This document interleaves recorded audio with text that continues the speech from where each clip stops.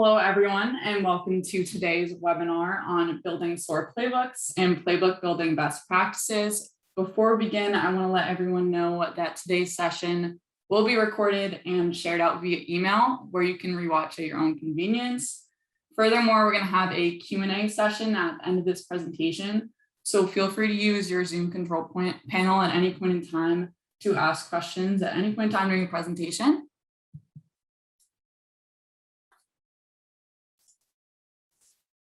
So quickly, just to go over an agenda before we get started, I'm going to give a quick introduction to Jose, my co-speaker, and myself, and then we're going to go over some of the SOAR playbook building best practices. Jose is going to do a demonstration in the simplified platform, and then finally, we're going to close out with that Q&A session. So my name is Caroline Adams, and I'm on the demand generation team here at Simplify, and today I'm joined by the fabulous Jose. Jose is a solutions engineer here at Simplify with years of experience in the cybersecurity and SOAR space. Before he dives into the platform, I just want to quickly give you guys a quick introduction to Simplify as well as SOAR Playbooks. So quickly, a quick background on Simplify before we jump into SOAR for those who might not be familiar with us. So as a company, we are really rooted in security operations, or as we like to say, we were born in the SOC. So our company was actually founded by security operations experts who worked in a government SOC and then moved on to train dozens and dozens of both military and civilian SOCs from around the world. So the company was founded and developed based on their experiences and really everything that security operations teams need to succeed. We are the leading independent security operations platform, and we're trusted by the biggest and best enterprises and MSSPs from around the world. So really many Fortune 500 companies in the Gartner Magic Quadrant trust Simplify as a platform to run their security operations day in and day out. And this is really clearly reflected in our Gartner Career Insights reviews. We're rated the #1 SOAR platform. And finally, we're really designed with the customer in mind. So providing rapid to time value, flexibility, and the power to help your SOC move beyond the daily cyber grind and really concentrate on what matters most. So building resiliency, investigating and remediating real threats fast. So now moving on to playbooks. So there's definitely a few key steps to consider when getting started with clearly defined security operations playbooks. So the first thing to consider is the common day-to-day challenges or use cases that you might see on a regular basis. So this could be responding to phishing threats or ransomware attacks, for example. In this example, we're looking specifically at a phishing example. So after establishing what you want to create these playbooks for, it's important to think about the initiating trigger for that playbook. So for example, with phishing, receiving a suspicious email and then listing all those possible actions that could occur in response to initiating condition or trigger. So for example, a suspicious email was received that created a phishing alert. You then enrich that alert and calling out to the Active Directory for additional information. Then you call your threat intel provider to validate the threat. So let's say that your threat intel provider does in fact validate this is a known malware. Then you would quarantine the device and quarantine the device that received and clicked on the email and so on. So after identifying these steps in the process, you determine what security tools are required to complete the actions listed. So this could include, for example, your anti-phishing software, your threat intel platform, or your firewall. So this is ultimately where you would update the policies to prevent this phishing threat in the future. From there, you build out the playbook, and that's when you really start thinking about the potential outcomes for each action and each step. So for example, when you call your threat intel provider, it might say validate this is a known malicious malware. In that case, you would want to take those certain steps like quarantining the device, blacklisting the hash, and so on, or potentially in the second branch B, it doesn't validate there's a known threat. So you need to keep investigating to see if this is a known threat or potentially a false positive. Lastly, you want to establish the end state of the playbooks. So like the remediating actions such as deleting the phishing email from all the devices, blacklisting the hash, reaching out to all those individuals who did receive the email. And so this all really does sound pretty basic, but when you're thinking about it, if you don't actually identify the processes to start correctly, you can end up just automating the wrong tasks really quickly. So it's really important to identify these correctly from the start. So on the last slide, I was giving more examples related to a phishing threat. So now we're going to actually dive into what that actually might look like here. So first of all, when you get your phishing threat, you enrich it with additional context, including things like the source, destination IP address, ports, the list of all email addresses which the alerts were found. And then you're also going to want to go through the email content, filter through all the URLs that were found. And then you can go from there and resolve all the URLs to IPs, check the reputation for each IP, making sure you're marking it true positive if bad, and then escalate the collected information.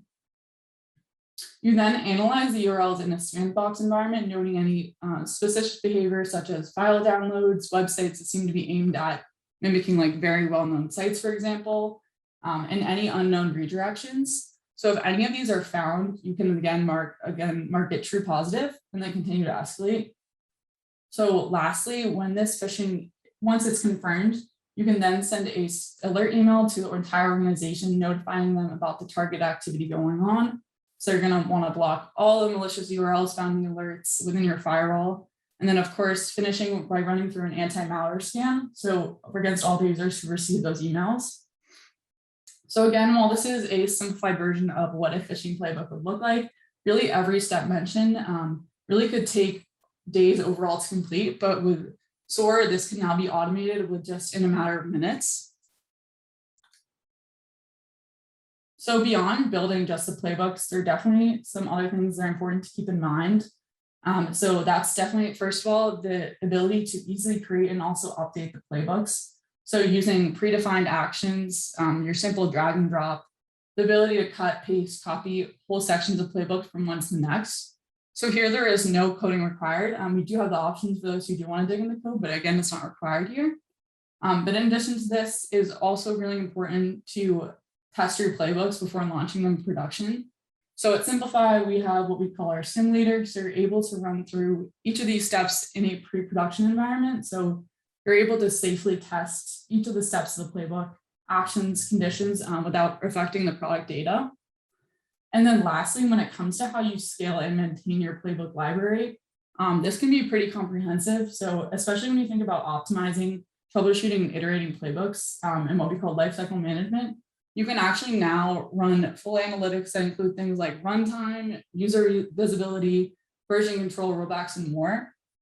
And I think from here, it's really important to see how you can see different ways to incorporate even more orchestration and automation in your playbooks going forward. So now moving on to the SOAR playbook benefits. Why are playbooks important and how are you build them important? Simplify customers have experienced a variety of different benefits, including the ability to automate 98% of tier 1 tasks and also reduce their caseload up to 80% by working on prioritized threat-centric cases. So what exactly does this mean? It really means that your team is no longer wasting time on performing mundane activities, but instead they're focusing on real threats that matter.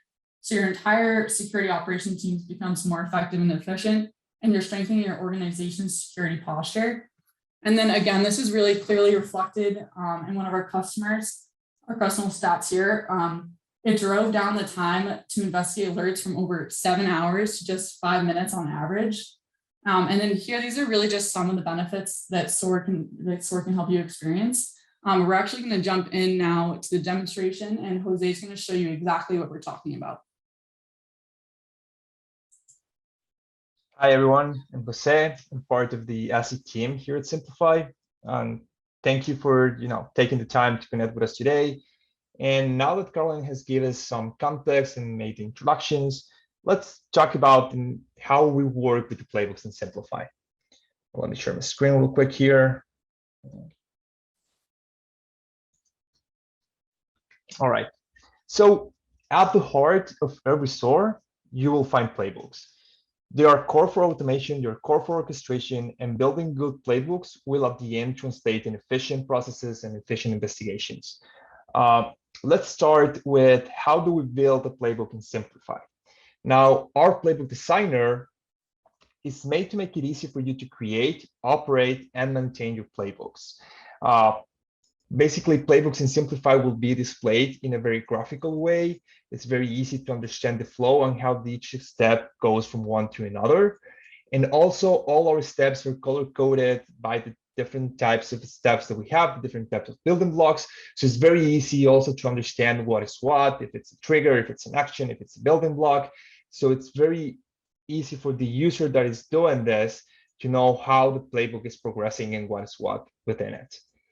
To build a playbook, again, so it's a CCS, and Carolyn mentioned this, just looking for the step you want to add. Once you find it, you drag it, you place it in place, you put it in place where you want it to be added, you drop it, and that's it. Once you do that, the step is added, and it's as easy as that. And it's going to be the same with each one of the steps and each one of the different building blocks that we use. Now, the different colors are for different types of building blocks. And that's, again, it's a very nice reference and to understand what's going on. All of your playbooks are going to start with a trigger, and it's this yellow one here. Basically, the trigger is how you guys configure and how you guys decide how and when you want this playbook to be attached to an alert, right? So it can be by a specific alert type. So here we have a phishing playbook. So here I'm using an alert type that is phishing email detector. And you can also use product. You can also use any type of metadata contained within the alert type, event data, IPs, entities, whatever you can imagine of. So the system is very flexible and gives you a lot of power into and control into how and when to attach a playbook to an alert. Then we have our blue blocks, which are basically our actions, which are the automated actions that you can take. I like dividing this into different types of actions. So I like to do it first. You have the actions that you can do within Simplify, which includes stuff like changing a case stage or adding a tag to a case, changing a case priority, assigning this case to a different user, adding a comment, adding a description, stuff like that. Why is that important? Well, using those actions is strongly recommended because it will allow you to give you a lot of data first. You will be able to filter by tags, for example. You will be able to find playbooks by different priorities. It will help you to mark the different stages of the investigation of the cases. It's also going to be great for metrics. So doing that, making sure you change the stage as your playbook progresses, and as the investigation progresses, changing the stage will be a great KPI to measure later in the dashboards. It will help you to understand how long is it taking for the tier 1 to resolve their part of the case, or how long does it take for case resolution, and so on. So those actions are great for KPIs and measurement, and at the end, visibility of how the operation is working. And then you will have your actions against the different integrations of the different products that you have. The stuff like going to your Exchange server and sending an email, or once you pass on to a remediation stage, you can add everything that you found to be malicious, IPs or hashes or whatever, to your firewall blocking list. You can also go to your EDR and put in quarantine or block a hash, quarantine an endpoint or block a hash. Or you can go to your Active Directory and disable a user. Now, then you will have your blue blocks here, which are basically our flow blocks. These are great also because they allow you to make decisions within the playbook, right? So it can be automated decisions, right, based on information that we have collected before. So in the initial stage of going over Aristotle or anomaly or any threat intelligence in collecting data, going to the emitter. Now, all that information, once you collect it, you can make decisions based on that. And that's why these blocks are very useful, because you can make decisions based on, did I found something that was reported as suspicious or not? And then you can decide whether to close this as a false positive or keep going with this investigation and start with the remediation part of your playbook. You can also use it to make decisions. So it's not only automated decisions based on data that has been collected by the playbook, but also ask the user that's assigned to a specific case or a specific alert to make a decision based on the context of this case, right? So I can stop my playbook, the playbook will stop executing, and will actually ask my user or ask my analyst if he wants to start the remediation or not. And I can add the different options that he will be able to make, and then add the different steps and different paths for the execution of that decision. And then you have our green blocks, which are our predefined or our contained blocks within Simplify. Now, a lot of times the actions that you need to perform inside a playbook are going to be repeated throughout different use cases, right? So stuff like going out and doing enrichment with your external tools, right? Going to your Active Directory and enriching the user accounts, or taking all the IPs, URLs, and hashes and going against threat intelligence source like Aristotle or Anomaly and getting the data from that. Those are steps that you will most likely repeat throughout different playbooks and in different use cases. For that, we created our building blocks, and these blocks, what they allow you to do is to take all those steps that you're likely to repeat over and over in different playbooks and use cases, and create a block containing those steps. So instead of going into 20 or 30 different playbooks and adding 3, 4, 5, 6, 10 different steps one at a time, I can add them to a block. And once I have that block created, all I need to do is add it whatever I wanted to go within my playbook and whatever I wanted to be executed within my playbook. And that obviously makes it very easy to build my playbooks because I don't need to do as many manual actions within it. But it will also allow me to maintain and keep my playbooks in better shape in an easier way. Because if I need to do a change or I need to update something, all I need to do is go to my block, update it within the block, and then all the playbooks that use that block will be updated. Apart from the building part and how I build and how I add the different steps, you will have very useful commands here and very useful tools. You can actually copy or cut a specific step from a playbook and then paste it somewhere else. I can come here, copy this and paste it here. I can also do it, copy it from this playbook and then go to a different playbook and paste it there as well. So a lot of the work is done. You don't need, if you already have specific actions that you already have, you don't need to do it again, set it up again, configure it again. All you need to do is copy it and paste it. You have undo and redo capabilities, so I can undo steps, I can redo them as I want. So again, if you made a mistake, you don't need to worry about that. You can just go back and go forward as you wish. You can zoom in, so playbooks can get really, really huge. It depends on the process, it depends on how and the type of alert that you're responding to. So if you want to go and navigate the playbook, you can also do it very easily. I can just click on a specific step that I want to zoom into. And once I click here, the system will take me closer to that section and I will be able to look at it better. I can also go back and see again the whole thing. If I rearrange and if I play with the playbook and I go ahead and just move things around and move different blocks just to see, rearrange them in a specific way to analyze something, and then I want it back, I can also do that. So it's very flexible in the way that I can visualize the data. You will also have a playbook navigator that instead of looking at that, the flow chart, you will be able to access the different steps as a list. And I can just filter here, look for a specific step. And once I found it and I click on it, the system will take me there and I will be able to work with it or edit it or whatever I want to do with it. Now, as Caroline said, it's important when you create your playbooks to make sure that you identify the different stages that you have. So here in your phishing playbook, I have, first of all, I do all the enrichment, all the triage that I want. So I go to my Active Directory with this block and I enrich all the accounts and user accounts that I have involved in that specific use case. I also go to my ATP and do enrichment there. Aristotle, Mitre. And once I've done that, I start taking decisions and asking my analysts to make decisions. So what I've done enrichment, once I've done triage, I want to start making decisions and giving different paths to my playbook. And that's where I'm asking if you want to do remediation. And then remediation looks more like going to the firewall and adding entities to or IOCs to a blocking list. Going to my EDR and quarantining an endpoint or blocking hash, going to my Active Directory and taking action as into forcing a password change from a user or disabling it.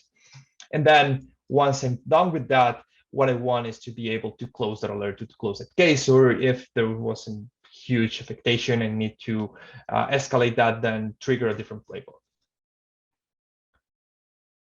Now, how do I know that what I've created here, like all the steps that I've done here, make sense and that it will work as I expect it to work? For that, Simplify includes for all their playbooks a simulator mode. And what we do with that is once simulator mode is on, I'm able to actually run this against a specific test case. And I'll be able to see step by step the different results of the different actions that are being taken. And I will be able to understand if what I've done here makes sense and if it looks the way I want it to look. So once I put the simulator mode on, all I need to do is down here, select the case that I want to run that on. And once I run it, once it's run, it's because of this. There you go. Sorry for that.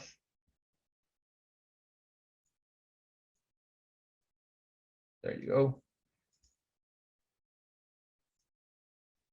Once I start running it, the system will go step by step, block by block, and will be executing. So it will check that the trigger adapts and actually matches the alert and the case that I'm trying to run it against. And then it goes step by step. It will tell me if the different results. I can go in and look at the different technical details and get all the results. And as it goes, if something fails, I will get a big red flag and I will be able to see the error and I will be able to address it and probably fix it from there. I can have information about the meter. I will have access to the JSON and how that resulted on and how that looks.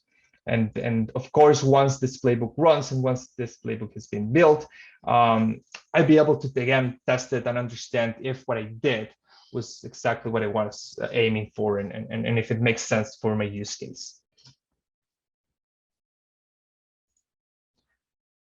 Now, finally, it's important to understand and to have visibility in how my playbooks are performing and a little bit of what Carmen was telling you about analytics.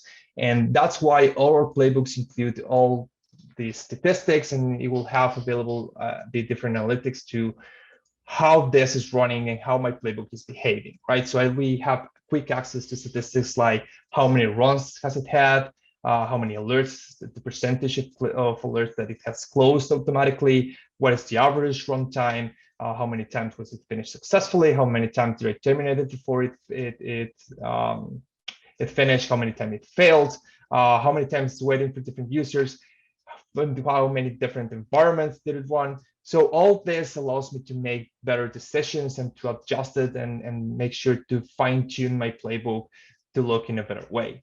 And at the end, once this playbook runs on a real alert, it's going to look something like this. So if I go to a case and I go to an alert, I will have all the information from my playbook. I will have the information of what the pending status are, the different entities, enrichment, information from my header analysis that I did using my playbook, and so on. So an efficient playbook and a well-built playbook will translate into a better experience for your user and for your analyst.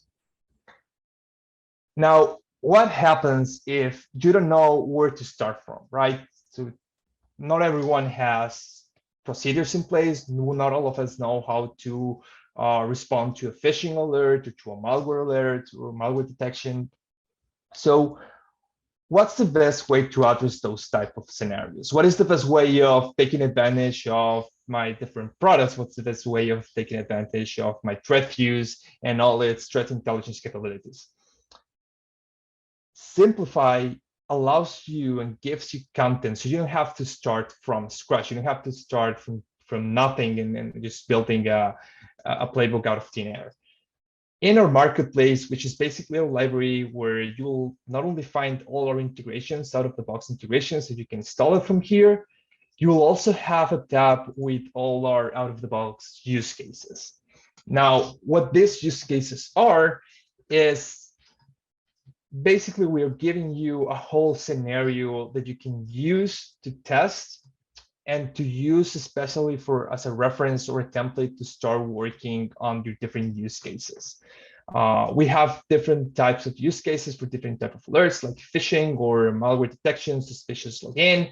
Also, we have specific use cases for specific products. So again, to take advantage the best way you can for your cybersecurity stack and the different tools that you're currently using, CrowdStrike, your endpoint, and so on.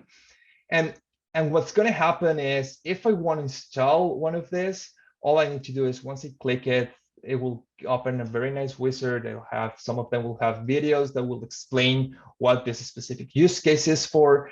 And what happens when I install this is the system will install all the integrations that I needed for it to work. So the integrations will be installed automatically.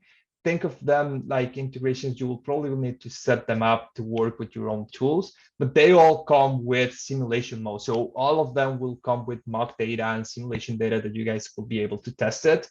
It will install playbooks and with all the blocks, all the necessary steps, and basically with simplifies expertise and simplifies knowledge of what the best way of tackling this use case or tackling this specific alert is. And it will also include a simulation use case or simulation case that once you simulate that case, you will be able to see how that playbook behaves and how the enrichment and the different data is presented. If I install it, if I choose to install it, it will go ahead, install it right from the marketplace. It will be very fast. It will take just a few seconds. And once I install it, I can just click here, next, finish that. And if I go to my playbooks and I start navigating here, I will be able to go here to my threat views, and I will have all these playbooks installed out of the box. All I have to do is run them in simulation mode, and I can use them as a base or a template to start working on my own use case and on my own playbooks, right? So my playbook is here available. It will have all the stages and all the actions that we recommend to take in order to respond and do a triage and investigation, in this case with ThreatViews, which is our threat intelligence platform. And that way you don't have to start from scratch. And the best way of the best part of it is that it will come, as I said, with a simulation case. So if I go here to cases and I can come here and I can just click here to plus, simulate a case. I have different simulation cases here. And if I simulate this case, I can actually see how that case is going to look like, how the data is going to look like, and the case will include all the mock data and actual real hashes and entities that will show me how the playbook behaves and how it executes in the different actions and how it progresses, how it will look like, right? So here I have my alert and I have the playbook that I just downloaded and I use from my use case, executing how it looks like. The different steps, and if I click on them, I will be able to see the different results. And again, I will be able to simulate it on my simulator mode and from my playbooks module. That's what I had for you guys today around building and using the playbooks in Simplify. Let's go to QA.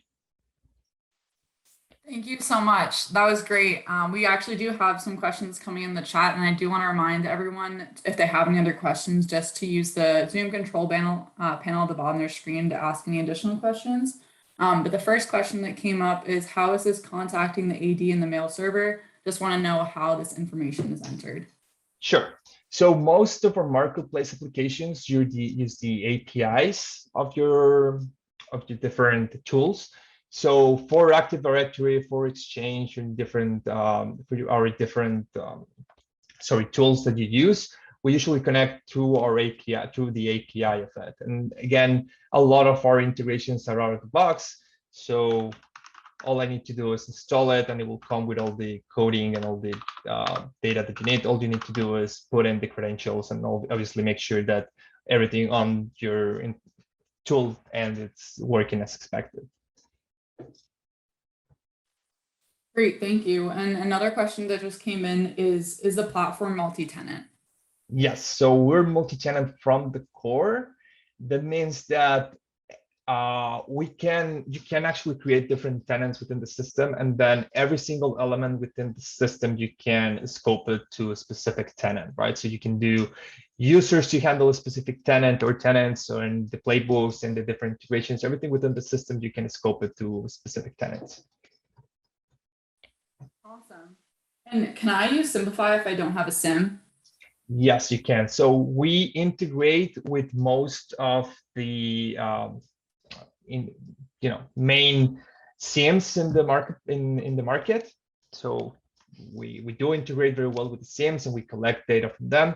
But we also connect you directly to your EDR, or we can collect directly to our phishing mailbox and the other tools that generate logs for events. And we can collect the data as well directly into Simplify. So you can use Simplify without SIEM.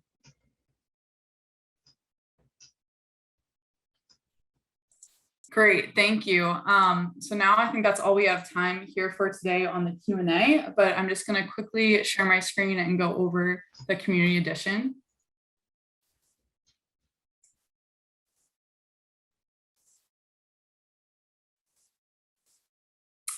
So quickly before we go, I do want to mention here, Simplify, we do have a free community edition of our platform. So you can really enable the full power of SOAR from a single platform in your own environment. So hit the ground running. You can use ready to deploy use cases. You can build playbooks. You can integrate your tools and respond to security alerts with speed and precision. And in addition to trying out SOAR for the first time, you also get access to our Slack community. So then from there, you can join a group of security operations experts from around the world, and you can talk to them in our Slack community. So if you would like to join the community, you can just visit simplify.co/community, and you can actually download and gain access to the community today. But I want to thank you all so much for joining us today. And thank you so much, Jose, for the great demonstration. And if you have any additional questions, please do not hesitate to reach out. Thank you so much. Thank you, guys. Thank you all.